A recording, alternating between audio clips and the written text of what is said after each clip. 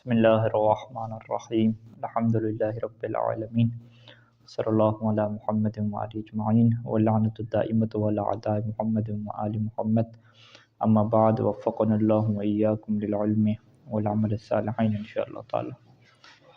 گفتگو جو ہے وہ شرح میں جاری تھی اور 91 یعنی 91 نمبر اور 92 نمبر شعر کی جو ہے وہ شرح جو ہے وہ باقی تھی۔ تو عبارت یہاں پہ ہے کہ قولہ الذین مطلقہ، یہاں پہ 91 نمبر جو شعر ہے اگر اس کی طرف آپ رجوع کریں تو وہاں پہ یہ لکھا ہوا ہے کہ جمع الذی الاولیٰ الذین مطلقہ، کہ الذی کی جو ہے وہ دو ہمارے پاس جو ہے وہ جمع ہیں، ایک ہے اولیٰ اور دوسری ہے الذین، اور الذین کے ساتھ مطلقاً کا جو ہے وہ لفظ آیا ہے کہ مطلقاً جو ہے وہ الذین۔ اب یہاں پہ ابن ناظم جو ہے وہ اسی بات کی شرح کریں گے کہ مطلقاً سے یہاں پہ کیا مراد ہے۔ مطلق کا مطلب کیا ہوتا ہے؟ عدم التقیید، قید کا نہ ہونا۔ تو یہاں پہ کون سی ایسی قید ہے کہ جس کی بات ہو رہی ہے کہ اگر وہ نہیں ہوگی تو الذین کیا کہلائے گا؟ مطلقاً کہلائے گا۔ تو یہاں پہ مصنف بیان کریں گے کہ اس سے جو اگلے والا بیت ہے کہ وَبَعْضُهُمْ بِالْوَاوِ رَفْعًا نَطَقَا، کہ بعض نحویوں نے واو کے ساتھ جو ہے وہ اسے مرفوع پڑھا ہے، تو وہاں سے یہ بات ہمیں سمجھ آتی ہے کہ اصل اسی تقیید کی بات ہو رہی ہے کہ اگر یہ مرفوع ہوگا یعنی فاعل واقع ہوگا تو پھر اس کو واو کے ساتھ کیا پڑھیں گے، تو اس کے مقابلے میں مطلقاً ہو جائے گا، یعنی چاہے یہ مرفوع ہو تو پھر بھی آپ اسے کیا پڑھیں؟ الذین نہیں پڑھیں، یا کے ساتھ پڑھیں۔ تو مرفوع ہونا ایک قید ہے کہ مرفوع کی صورت میں واو آئے گی، اور مطلق کیا ہوگا؟ اس قید کا نہ ہونا، یعنی چاہے مرفوع ہو تو پھر بھی کیا ہے آپ یا کے ساتھ ہی پڑھیں گے۔ تو لہٰذا مطلقاً سنون کیا کہ یہ مراد ہے کہ الذین مطلقاً، کہ چاہے یہ مرفوع واقع ہو یا غیر مرفوع واقع ہو پھر بھی کیا ہے اس کو الذین کبھی بھی نہیں پڑھیں گے، ہمیشہ کیا ہے الذین جو ہے وہ پڑھیں گے۔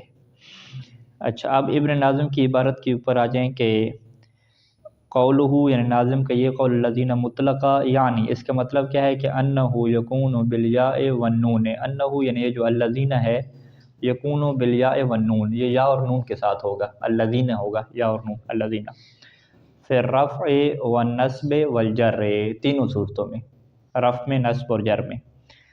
لأنہ مبنی، کیونکہ الذین کیا مبنی ہے، اور مبنی کے بارے میں کیا موقف ہے کہ وہ کبھی بھی کیا تبدیل نہیں ہوتا، جو مرفوع میں رہتا ہے وہی منصوب اور وہی کیا ہے مجرور میں رہتا ہے۔ تو اگر یہ مبنی نہ ہوتا، معرب ہوتا، پھر تو آپ اسے مسلمین اور مسلمون کی طرح کیا ہے ڈیل کرتے کہ رفع میں کیا ہے واو لیں اور نصبی اور جری میں کیا ہے یا اور نون لیں، لیکن چونکہ یہ مبنی ہے تو مبنی تو ایک ہی حالت کے اوپر رہتا ہے، تو لہٰذا یہ الذین مطلقاً رہے گا، یعنی تمام حالات میں کیا ہے ایسی رہے گا۔ وَيَدُلُّ عَلَىٰ أَنَّ هَذَا الْمُرَادُ بِالْإِطْلَاقِ، اور اس بات پہ دلیل کیا ہے کہ أَنَّ هَذَا الْمُرَادُ بِالْإِطْلَاقِ، کہ یہی جو بات ہے وہ اطلاق سے مراد ہے۔ اطلاق کیا مراد؟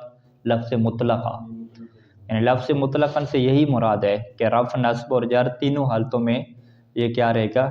یا اور نون کے ساتھ رہے گا۔ اس کے اوپر دلیل کیا ہے؟ یعنی وَيَدُلُّ عَلَىٰ أَنَّ هَذَا الْمُرَادَ کہیں گے نا، أَنَّ زَيْدًا قائم، أَنَّ هَذَا الْمُرَادَ بِالْإِطْلَاقِ قَوْلُهُ وَيَدُلُّ قَوْلُهُ، یہ قولُ کیا ہے؟ يدلُّ کے لیے فاعل واقع ہو جائے گا، یعنی ناظم کا جو ہے وہ یہ قول کہ وَبَعْضُهُمْ بِالْوَاوِ رَفْعًا نَطَقَا، کہ بعض نے جو ہے وہ رفع میں کیا پڑھا ہے؟ واو کے ساتھ پڑھا ہے۔ تو یہ قول کیا ہے؟ ہماری پاس دلیل ہے کہ اطلاق سے ان کی مراد کیا ہے؟ یہی ہے۔ فنبہ، پس ناظم نے متوجہ کیا کہ علی ان من العرب من یجری الذین مجرى الجمع المذکر سالم، کہ عربوں میں سے کچھ لوگ ایسے بھی ہیں کہ جو الذین کو جو ہے وہ جمع مذکر سالم کی جگہ پہ رکھتے ہیں۔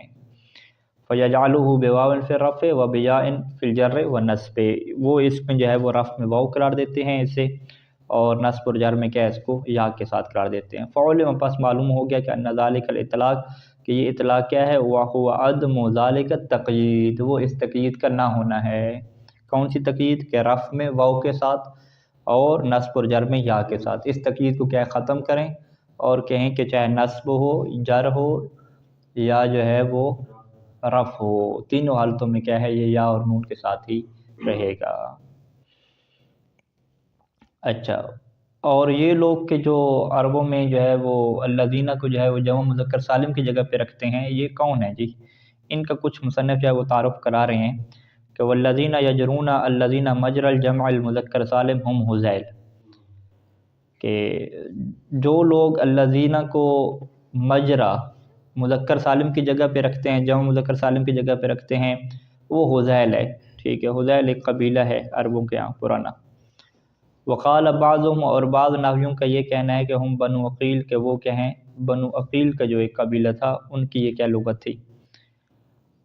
وانشدوا علی ذلک قول الراجز، اور اسی کے اوپر انہوں نے جو ہے وہ شعر جو ہے وہ پیش کیا ہے۔ کس کا قول پیش کیا ہے بطور نظم کے؟ کون سا شعر پڑھا ہے؟ انشدو یعنی شعر پڑھنا،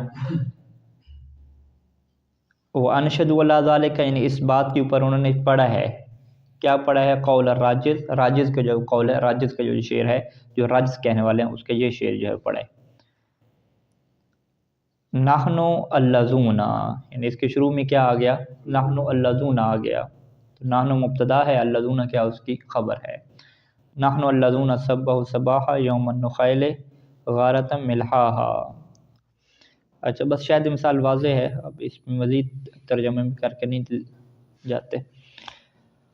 وَمِنَ الْأَسْمَاءِ الْمَوْصُولَةِ، ابھی مزید آگے اشعار کو بڑھاتے ہیں اور کہتے ہیں کہ اسماء موصولہ میں سے ہمارے پاس ہیں اللاتی اور اللائی، یہ جمع مؤنث سالم کے لیے، یعنی اس سے اگر پہلے ہم کریں تو ہمیں الذی کی جو تسمیہ ملی اللذان ملی، اور اس کی جو جمع ملی وہ دو ہمیں ملی، اولا اور الذین، یہ ہمارے پاس چار ہو گئے۔ مؤنث میں آ جائیں تو اللتی، اللتان، اور اس کی جو جمع ہے وہ یہاں پہ کیا دو ذکر کر رہے ہیں، وہ کیا ہیں جی؟ اللاتی اور اللائی، یہ جمع مؤنث سالم کے لیے ہے۔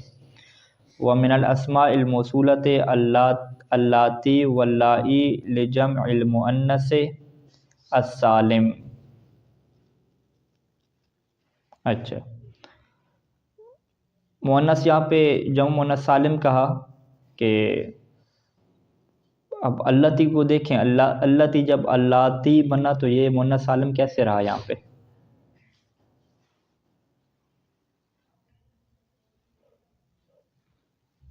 ہاں جی، تو خود اللاتی اور اللائی جو ہے یہ جمع مؤنث کے لیے استعمال ہوتا ہے، لیکن یہ خود جو ہے وہ جمع مؤنث سالم نہیں کہلاتا، ٹھیک ہے۔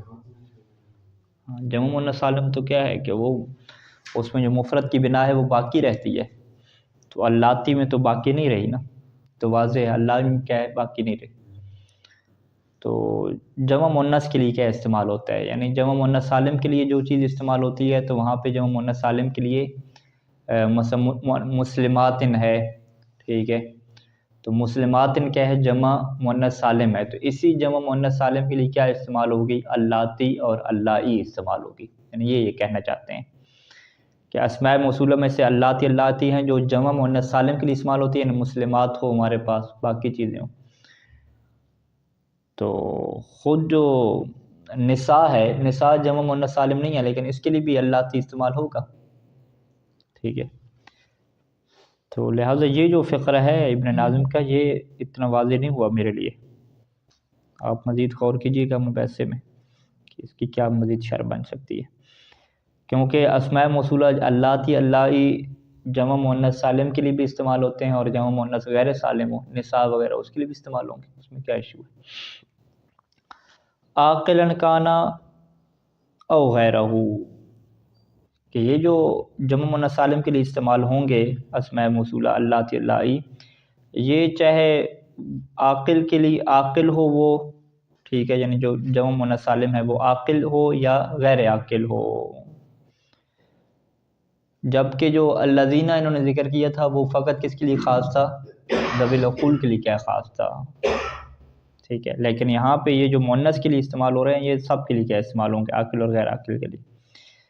اچھا، وبحذف یا اما، دوسری اس میں لغت یہ ہے کہ ان کی جو یا ہے اس کو حذف کر کے بھی کیا پڑھا گیا ہے، فیقال اللات اور اللہ، اور قرآن مجید میں حذف الیا کے ساتھ استعمال ہوئی ہے یہ آیت کہ واللہ یئسن من المحیض، واللہ یعنی وہ خواتین جو حیض سے کیا ہو جائیں، مایوس ہو جائیں۔ سورۃ الطلاق کی 40 نمبر آیت۔ اچھا، اگلی بحث کہ وقد یجیء اللائے بمعنی الذین، اب یہاں پہ جو لائے ابھی ہم نے یہاں پہ پڑھا واللائے، یہ کس کے لیے ہے؟ مؤنث سالم کے لیے، جمع مؤنث کے لیے، لیکن عربوں کے ہاں یہ جو لائے ہے وہ الذین کے معنی میں آتا ہے، یعنی جو مؤنث استعمال ہو رہا ہے وہ کس کے لیے استعمال ہوگا؟ مذکر کے لیے استعمال ہوگا، ٹھیک ہے جی۔ کسی بھی جو ہے وہ اسم موصولہ کی یہ پہچان کرنے کے لیے کہ یہ مذکر کے لیے آئے یا مؤنث کے لیے آئے، تو اس کے بعد جو صلہ ہے وہ اس بات کو کیا کرتا ہے؟ طے کرتا ہے، ٹھیک ہے۔ صلہ کے اندر جو ضمیر ہوگی اس کی طرف پلٹ رہی ہوگی، کیونکہ عائد جو ضمیر واقع ہوتی ہے اسے کیا کہتے ہیں؟ عائد کہتے ہیں، پلٹنے والی۔ تو عائد جو ہے یہ بتا دیتی ہے واضح طور پہ کہ یہ جو ضمیر پلٹے گی یہ ہمیشہ اس کے مطابق ہوگی جس کی طرف پلٹ رہی ہے۔ تو اب یہاں پہ ابن ناظم یہ کہتے ہیں کہ ہمیں قدیم اشعار کچھ ایسے ملے ہیں کہ جس میں اللہ جو ہے وہ مؤنث استعمال ہوا، مؤنث استعمال کے لیے، لیکن اس کا اگر ہم صلہ دیکھتے ہیں، صلے کے اندر غور و فکر کرتے ہیں تو صلہ کیا ہے؟ اس کے اندر ضمیر کس کی لگی ہوئی ہے؟ جمع مذکر کی لگی ہوئی ہے، یعنی صلہ کے اندر جو فعل ہے یا جو جملہ جو استعمال ہو رہا ہے اس کے اندر جو ضمیر ہے وہ جمع مذکر کی ہے جو پلٹ رہی ہے اللہ کی طرف۔ تو یہاں سے یہ بات ہمارے لیے واضح ہوئی کہ جو اللہ ہے وہ الذین کے معنی میں بھی کیا ہوتا ہے؟ استعمال ہوتا ہے۔ تو لہٰذا اس کے مطابق پھر ہم کیا کہیں گے کہ جو الذی ہمارے پاس ہے، الذی کی جو ہے وہ دو جمع تو ہم نے پڑھ لی، الاولا اور الذین، تو تیسری جمع ہم کہیں گے کہ اللہ بھی کیا ہے؟ اس کی جمع کے طور پہ کیا عربوں نے استعمال کیا ہے۔ ہاں، جیسے یہ شعر جو ہے وہ پڑھ رہے ہیں کہ فما آباؤنا بے امن منہ، امن یہ افعل تفضیل ہے، ٹھیک ہے، من جو ہے نا وہ من احسان کرنا پہ امن۔ اچھا یہاں پہ شاید مثال نہیں ہے، اس میں آگے ہے علینا اللہ قد مہدو الحجورا، علینا اللہ قد مہدو، اللہ وہ لوگ قد مہدو جنہوں نے کیا تیار کر لیا۔ تو یہ جو اللہ کے بعد جو قد مہدو آیا تو یہ مہدو کیا ہے؟ جمع مذکر کا صیغہ ہے، مہدا مہدا مہدو، ٹھیک ہے، فعل ماضی کا جو ہے وہ تیسرا صیغہ ہے۔ تو اب اس کے اندر جو ضمیر ہے وہ اللہ کی طرف کیا پلٹ رہی ہے، جو کیا ہے؟ عائد کیا ہے اس کے اندر بن رہی ہے وہ چیز۔ تو حجورہ تو جو حجور ہے وہ تو مہدو کا کیا ہو گیا؟ مفعول ہو گیا۔ قد مہدو کے لیے جو ضمیر فاعلی ہے وہ اللہ کی طرف کیا پلٹ رہی ہے۔ تو یہ اس بات کی دلیل ہوگی کہ یہاں پہ اللہ جو ہے وہ الذین کے معنی میں کیا ہوا ہے؟ استعمال ہوا ہے۔ کما یجیء الاولی بمعنی اللہ، جیسے کہ جو اولا ہے، ٹھیک ہے جی، وہ لائے کے معنی میں آتا ہے۔ اولا کیا چیز ہے ابھی؟ اولا بھی کیا ہے؟ یہ اس میں موصولہ میں سے ہے اور یہ جمع مذکر کے لیے آتا ہے، یعنی مصنف نے جمع مذکر کے لیے اشعار میں کیا پیش کیے تھے؟ دو چیزیں پیش کی تھیں، الاولا اور الذین۔ یہ جو اولا ہے اسی کے اندر ایک لغت کیا ہے کہ اس میں واو کے ساتھ کیسے لکھا جاتا ہے، پڑھیں گے اولا ہی سے، لیکن واو کے ساتھ کیسے لکھا جائے گا؟ الاولا۔ تو یہ جو اولا ہے یہ لائے کے معنی میں آتا ہے، یعنی اولا جو مذکر کے لیے ہے وہ کس کے لیے استعمال ہوتا ہے؟ مؤنث کے لیے استعمال ہوتا ہے۔ تو اللہ خود کیا ہے؟ مؤنث تھا، تو جب ہم نے مؤنث کو کہا کہ بھئی جو مؤنث کے لیے استعمال ہو رہا ہے یہ ہمیں عربوں میں ملا کہ یہ جمع مذکر کے لیے بھی استعمال ہوا، ٹھیک ہے، تو آپ یوں کہہ دیں کہ جو مؤنث والی تھیں وہ پریشان ہو گئیں کہ ہمارا جو ہے وہ خاص نہیں رہا، کہ اللہ جو ہے وہ ہمارے لیے تھا اور یہ مردوں کے لیے بھی کیا ہے؟ استعمال ہونا شروع ہو گیا۔ لیکن حالات پھر مردوں کے ساتھ بھی اچھے نہیں رہے، ان کا جو اولا تھا ان کے ساتھ خاص تھا، وہ پھر خواتین نے کہا کہ ہم بھی اپنے معنی میں کیا استعمال کریں گے، ٹھیک ہے، تو الاولا جو ہے وہ انہوں نے بھی کیا استعمال کرنا شروع کر دیا۔ تو حساب یہاں پہ کیا ہو گیا؟ برابر ہو گیا، یعنی جمع مذکر میں سے الاولا ہو گیا، یہ بھی خواتین کے لیے استعمال ہوتا ہے اور مردوں کے لیے بھی، ان کا یہ خاص نہیں رہا، اور جمع مؤنث میں جو ہے وہ ہمارے پاس کیا آ گیا؟ اللہ ہو گیا، تو اللہ بھی کیا ہے ان کے ساتھ خاص نہیں رہا، یہ بھی کیا ہے مردوں کے لیے بھی کیا ہے استعمال ہونے لگ گیا۔ ابھی یہ جو ہے وہ اس بات کی مثال دیتے ہیں کہ الاولا جو ہے مذکر کے لیے لیکن مؤنث کے لیے استعمال ہوتا ہوا ہمیں کیا ہے قدیم اشعار میں جو ہے وہ نظر آتا ہے۔ اب یہ جو پہلا شعر ہے کہ فَأَمَّا الْأُولَىٰ یسکنہ، یہ جو یسکنہ ہے یہ کون سا جو ہے وہ صیغہ ہے؟ ٹھیک ہے، یسکنوں سے اگر گردان کریں تو یہ آپ کو جو ہے وہ چھٹا صیغہ کیا ہے یہ ملے گا، یسکنان یسکنان یسکنون، یسکن یسکنان یسکنون، آگے کیا ہے تسکن تسکنان یسکننا، ٹھیک ہے، ینصرنا، ینصرنا کے وزن پہ یسکننا، تو یسکننا جو ہے یہ مؤنث کا صیغہ ہے، جمع مؤنث کا صیغہ ہے، اس سے پہلے کیا آیا اولا آیا ہے، فَأَمَّا الْأُولَىٰ یسکننا، تو لہٰذا یہ اس بات کی دلیل ہو گیا کہ الاولا جو ہے یہ جمع مؤنث کے لیے کیا ہوا ہے استعمال ہوا ہے، کیونکہ اس کی طرف جو ضمیر پلٹ رہی ہے وہ ہنہ کی کیا پلٹ رہی ہے آیت جو ہے۔ وقال الآخر، ایک دوسرا شعر بھی ہے اور اس نے دونوں لغات میں جو ہے وہ جمع کیا ہے، اس کے لیے جو ہے یہ پہلے والا شعر نہیں ہے فتلک خطوب، اس میں کوئی شاید مثال نہیں ہے، دوسرے میں ہے وَطُبْ لِلْأُولَىٰ يَسْتَلْأَمُونَ، ٹھیک ہے، الاولا یستلأمون، یستلأمون یہ تو جمع مذکر کا صیغہ ہو گیا، تو یہ اس بات کی دلیل ہو گیا کہ الاولا جو ہے وہ جمع مذکر کے لیے استعمال ہوا ہے، کیونکہ اس کا جو صلہ ہے اس میں جو جملہ استعمال ہوا ہے اس کی جو ضمیر ہے وہ مذکر کی ہے۔ اگلا جو ہے علی الاولا تراہن یوم الروع، تراہن، ٹھیک ہے، تراہن میں جو ہنہ آئی ہے یہ کیا واقعہ ہو رہا ہے؟ اولا کے لیے عائد واقعہ ہو رہا ہے، تو پہلا اولا جو ہے وہ مذکر کے لیے ہو گیا اور دوسرا اسی شعر کے اندر جو اولا ہے وہ کس کے لیے ہو گیا؟ مؤنث کے لیے ہو گیا، تو لہٰذا یہ جو یہ جو اللہ ہے یہ دونوں کے لیے استعمال ہو جائے گا، جو مذکر کے لیے، ہاں اولا جو ہے یہ دونوں کے لیے استعمال ہو گیا، اللہ ہے، ہاں اللہ ہے، ہاں اللہ ہے، اسی طرح اللہ اور اللہ دونوں کو آپ کہہ دیں نا، یعنی ادھر سے جمع مذکر میں سے اولا اٹھا لیں، ٹھیک ہے، اور یہاں سے کیا ہے اللہ اٹھا لیں، تو اولا اور جو اللہ ہے آپ کہیں کہ یہ جو ہے وہ الاولا، ہاں الاولا اور اللہ ان دونوں کی کیا خصوصیت ہے کہ یہ جمع مذکر اور جمع مؤنث دونوں کے لیے کیا ہوں گے؟ استعمال ہوں گے۔ اچھا، یہ گفتگو جو ہے وہ ختم ہوئی۔ وَمِنْهَا أَسْمَاءٌ أُخَرَ، وَمِنْهَا یعنی اسماء موصولہ میں سے کچھ اور اسماء بھی ہیں کہ جو اس شعر میں جو ہیں وہ ذکر ہیں۔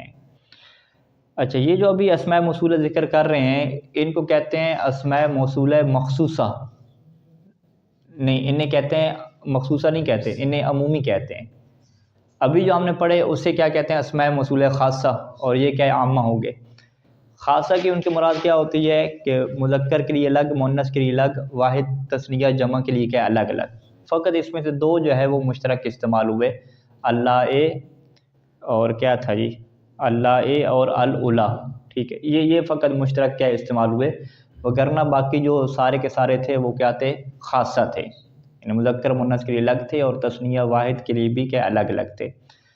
اور ان تمام کے اندر جو ابھی ہم نے پڑھے یہ خاصیت ہمیں ملی کہ جو جمع والا ہے وہ تثنیہ کے لیے استعمال نہیں ہوا، جو تثنیہ والا ہے وہ واحد کے لیے استعمال نہیں ہوا، یعنی اس میں تو بالکل یہ کیا رہے؟ الگ الگ رہے، ٹھیک ہے، واحد کے لیے الگ رہا، تثنیہ کے لیے الگ رہا اور جمع کے لیے الگ رہا، اور اس کے بعد مذکر مؤنث کے اعتبار سے دیکھیں تو وہ بھی غالباً وہ بھی ایک بڑی تعداد ان کی کیا رہی؟ الگ الگ رہی۔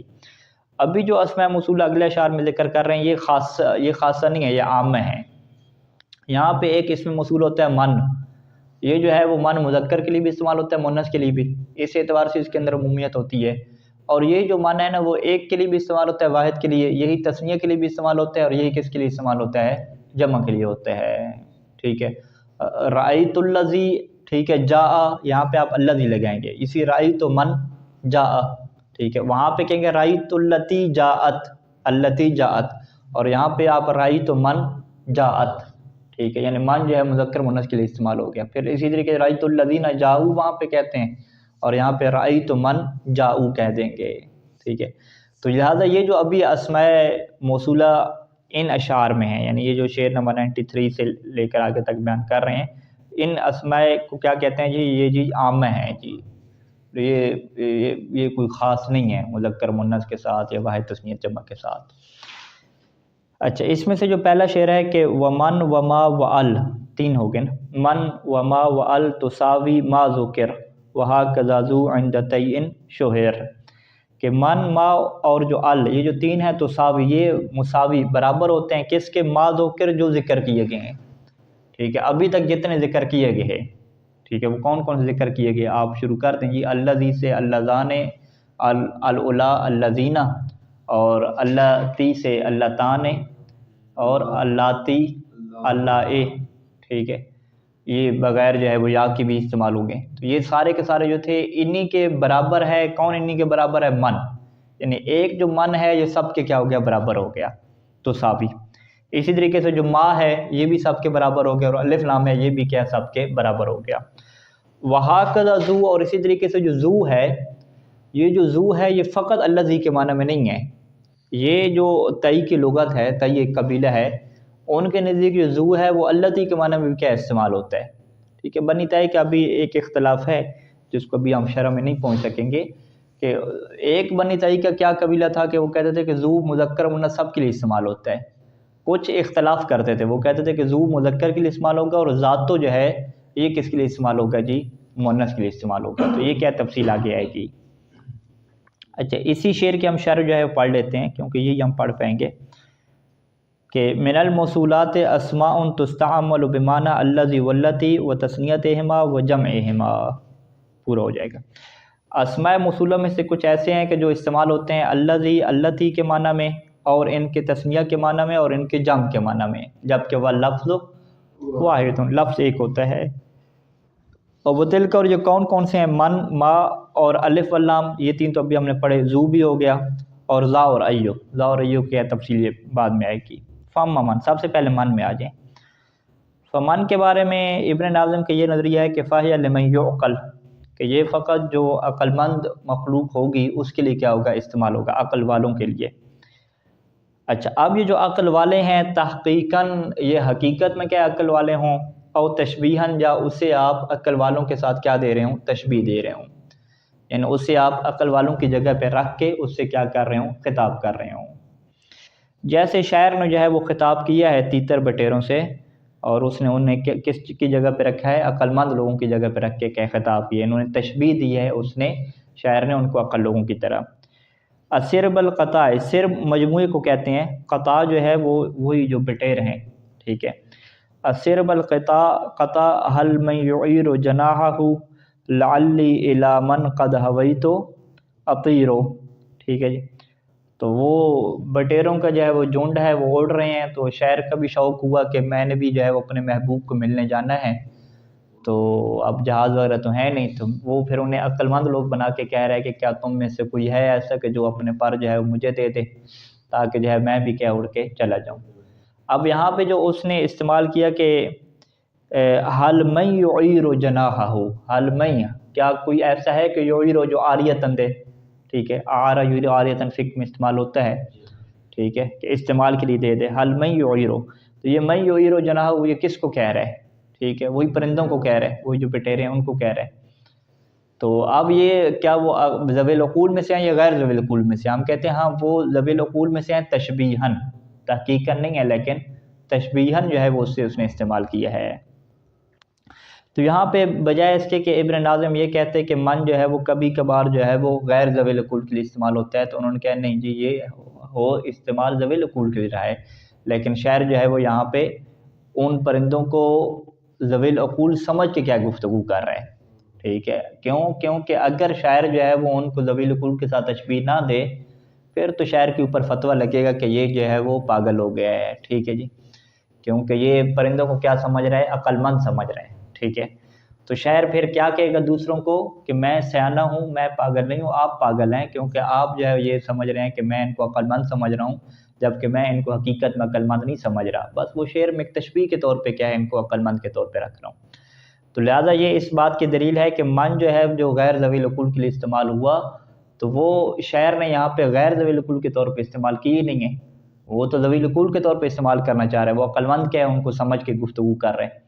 اور اگر ہم کہیں کہ وہ ان کو حقیقت میں عقل مند سمجھتے ہیں تو شاعر کی عقل پہ فتویٰ لگے گا، اس کو یہ نہیں پتہ. تو لہٰذا ہم کیا کہیں گے کہ اس نے تشبیہاً کیا ہے ان کو عقل مند جو ہے وہ بنا کے پیش کیا ہے، کہ شباہت دی ہے ان پرندوں کے عقل مند لوگوں کے ساتھ. اچھا، تو اما منفع یا لمن یعقل تحقیقاً اور تشبیہاً او تغلیباً. ٹھیک ہے، او تغلیباً یعنی غالباً جو ہے یہ کس کے لیے استعمال ہوتا ہے؟ من یعقل کے لیے کیا استعمال ہوتا ہے؟ اس میں جو من کا ترجمہ کیا جاتا ہے عام طور پہ غالباً وہ معقول کیا جاتا ہے۔ یہ جو قرآن مجید کی آیت ہے کہ للہ یسجد من فی السماوات والارض، کہ آسمانوں اور زمین میں جو کچھ بھی ہے، جو کچھ بھی ہے وہ اللہ کو کیا ہے، سجدہ ریز ہے۔ اور یہاں پہ جو مفسرین کہتے ہیں کہ سجدہ جو ہے وہ تکوینی اور تشریع یعنی جو ارادہ اور اختیار سے سجدہ کرتی ہے مخلوق اپنے ارادے سے، اور تکوینی کیا مطلب کہ ان کا کوئی ارادہ اور اختیار نہیں ہے، وہ اللہ کے سامنے کیا جھکے ہوئے ہیں، ٹھیک ہے۔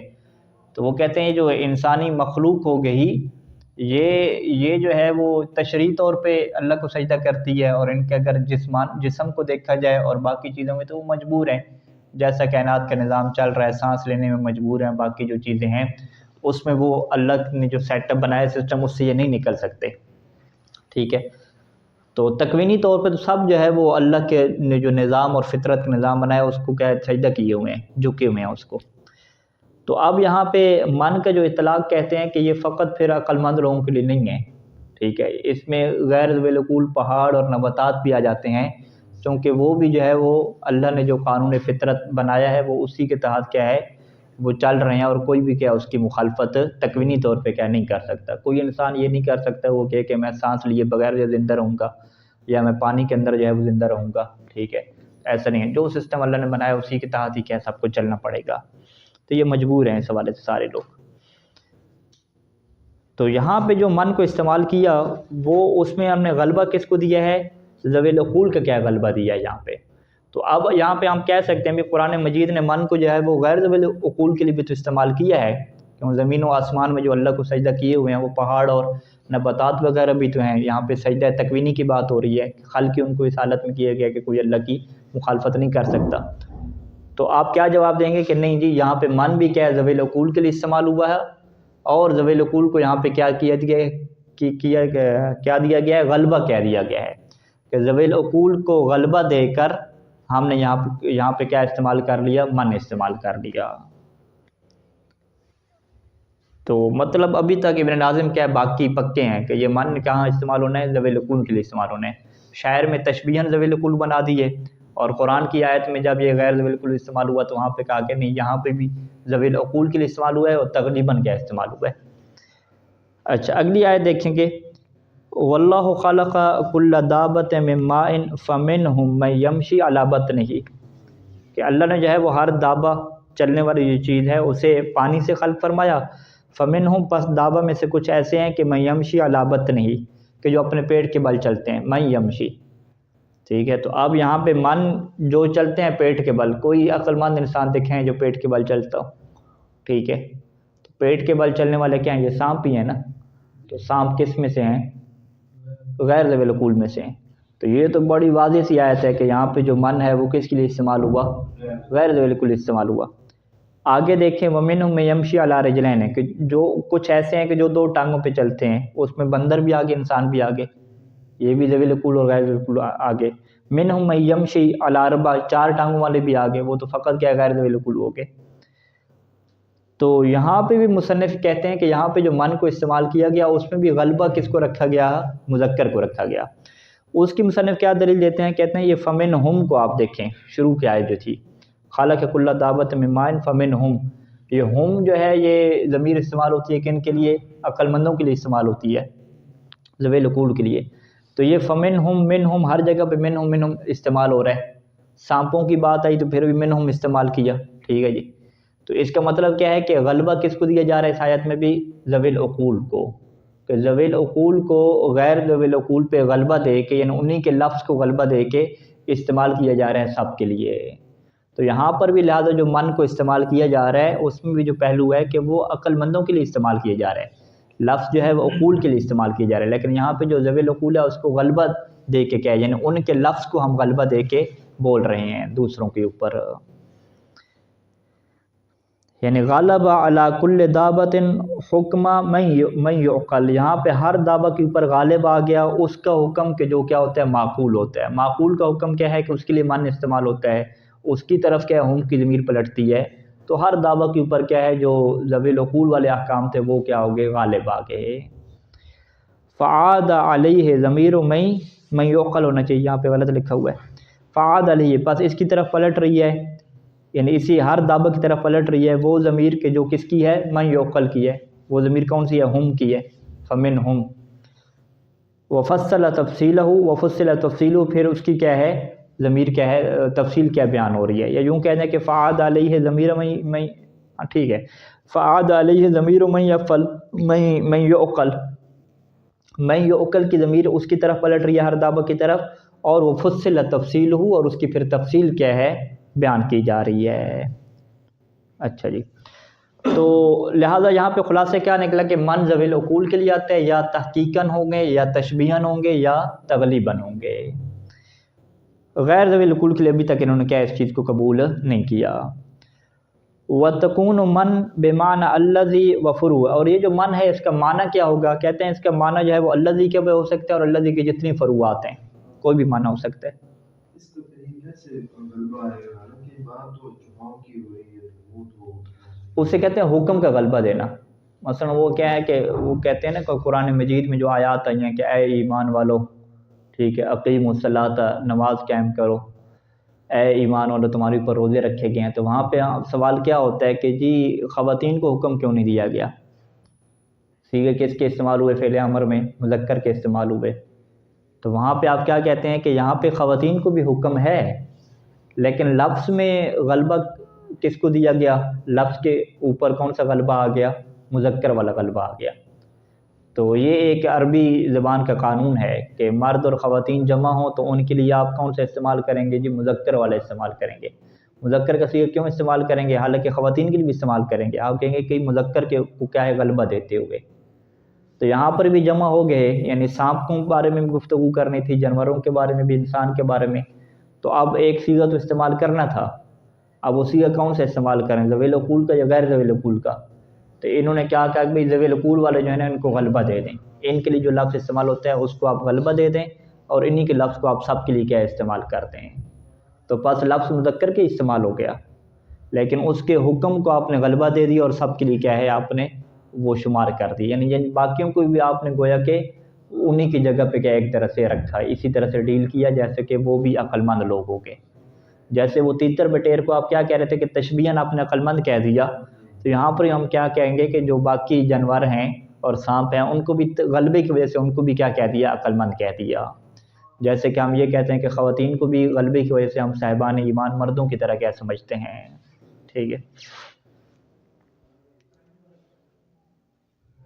اچھا، اب یہاں پہ کہتے ہیں کہ جو من ہے وہ اس کا اگر معنی دیکھیں گے تو وہ الذی اور اس کی فروع کے معنی میں ہے، تو اب یہ کیسے پتہ چلتا ہے کہ من جو ہے وہ یہاں پہ الذی کے معنی میں آیا ہے یا اللتی کے معنی میں آیا ہے یا الذین کے معنی میں آیا ہے؟